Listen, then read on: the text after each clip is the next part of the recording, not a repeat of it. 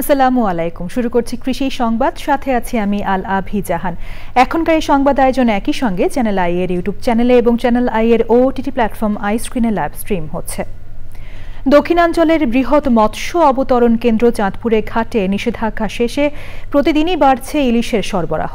দীর্ঘদিন পর ইলিশ পাওয়া গেলেও দাম কমছে না। আড়তদারদের দাবি, ঘাটে ইলিশের যে পরিমাণ আমদানি হচ্ছে তা অন্যান্য বছরের তুলনায় অনেক কম। চাঁদপুর থেকে মোর্শেদ আলমের তথ্যচিত্রে ওয়াইদুল রশিদের রিপোর্ট। মার্চ এপ্রিল ২ মাস জাটকা রক্ষা অভিযান শেষে কাঙ্ক্ষিত ইলিশের দেখা না পাওয়ায় এতদিন হতাশায় ছিলেন চাঁদপুর বড় স্টেশন মাছঘাটের ব্যবসায়ী ও শ্রমিকরা। তবে নদীতে পানি বৃদ্ধি পাওয়া ও বৃষ্টিপাতের কারণে ঘাটে আসতে শুরু করেছে কাঙ্ক্ষিত ইলিশ।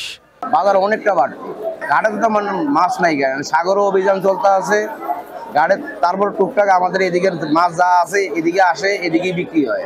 সরবরাহ হচ্ছে কম, মাছের রেট একটু হচ্ছে বেশি। আমাদের লোকাল মাছ একবারই কম। লোকাল মাছ 1 কেজি মাছের দাম হচ্ছে 3200 থেকে 3300 টাকা, আর নামার মাছটা হচ্ছে 2200 থেকে 2300 টাকা। ইলিশের দাম অনেক বেশি, এই জন্য সিন্ডিকেটকে দায়ী করছেন ক্রেতারা। একটা ইলিশ 1.5 কেজি ওজনের, সেটা বিক্রি হচ্ছে 3500-3600 টাকা। একটা সিন্ডিকেটের আওতার মধ্যে পড়ে আছে।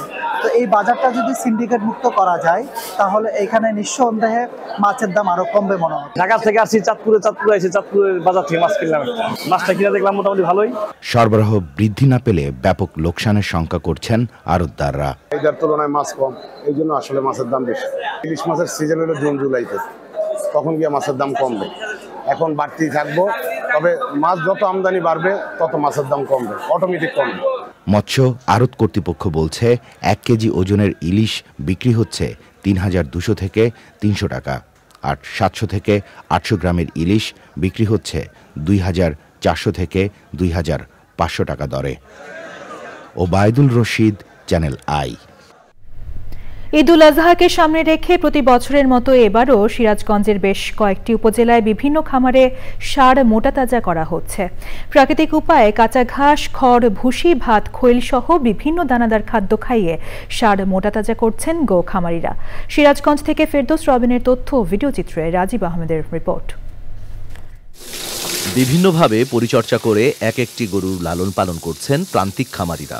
প্রতি বছরই ঈদুল আজহাকে সামনে রেখে জেলা সদর, বেলকুচি সহ কয়েকটি উপজেলাতে ষাঁড়, মহিষ, ভেড়া সহ বিভিন্ন জাতের ছাগল মোটাতাজা করা হয়।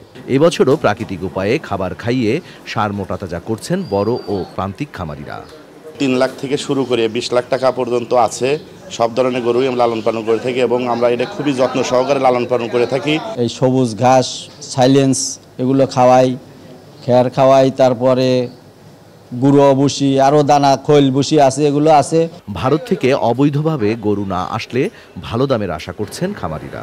ইন্ডিয়ান গরু আসাতে মনে করেন যে খামার সব বন্ধ হয়ে আছে, এখন তার গরু কেউ পালে না। বাইরে থেকে গরু আসে তাহলে আমাদের লসের সংখ্যা, আর যদি বাইরে থেকে গরু না আসে তাহলে হয়তো আমরা লাভবান হতে পারি। ষাঁড় মোটাতাজা করতে খামারিদের প্রশিক্ষণ সহ সহযোগিতা করছে জেলা প্রাণী সম্পদ বিভাগ। খাবারের যে সোর্স, ন্যাচারাল সোর্সগুলোকে আমরা ব্যবহার করতে চাইতেছি, বিশেষ করে সাজাদপুরে বাছানা লাগালে হতো, এগুলো ন্যাচারাল সোর্সের মাধ্যমে এরা খাবার খেলে গরুগুলো ভালো থাকে এবং অসুখ বিসুখ কম হয় আর কি। এই ব্যাপারে আমরা উদ্বুদ্ধ করতেছি। এবছর জেলায় 1,85,000 গরু, 3,99,000 ছাগল, 4,000 মহিষ ও 67,000 ভেড়া সহ প্রায় 6 লাখেরও বেশি পশু কোরবানির জন্য প্রস্তুত করা হচ্ছে বলছেন সংশ্লিষ্টরা। Rajib Ahmed, channel I. সুস্থ জীবনের জন্য সুস্থ মাটি, এই স্লোগানকে সামনে রেখে রাজশাহীতে উপজেলা ভূমি ও মৃত্তিকা সম্পদ ব্যবহার নির্দেশিকার উপর উপসহকারী কৃষি কর্মকর্তা ও কৃষকদের প্রশিক্ষণ হয়েছে।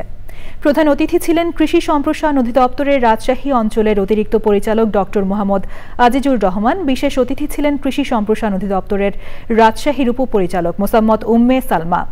প্রশিক্ষণে রাজশাহী অঞ্চলের বিভিন্ন উপজেলার অর্ধশতাধিক উপসহকারী কৃষি কর্মকর্তা ও প্রগতিশীল কৃষক অংশগ্রহণ করেন। নাটোর আহমদপুরে ইথোসিন কেমিক্যাল ব্যবহার করে আম পাকানোয় এক আম ব্যবসায়ীর 50,000 টাকা জরিমানা করেছে ভোক্তা সংরক্ষণ অধিদপ্তর। ভোক্তা সংরক্ষণ অধিদপ্তরের উপপরিচালক মোহাম্মদ নাজমুল হাসান জানান, গত 15ই মে থেকে বাজারে গুটি জাতের আম উঠতে শুরু করেছে। এসব আমে কোনো কেমিক্যাল ব্যবহার করা হচ্ছে কিনা তা যাচাইয়ের জন্য নাটোরে আহমেদপুর বাজারে অভিযান চালানো হয়। তিনি আরও জানান, এ ধরনের অভিযান সামনে অব্যাহত থাকবে।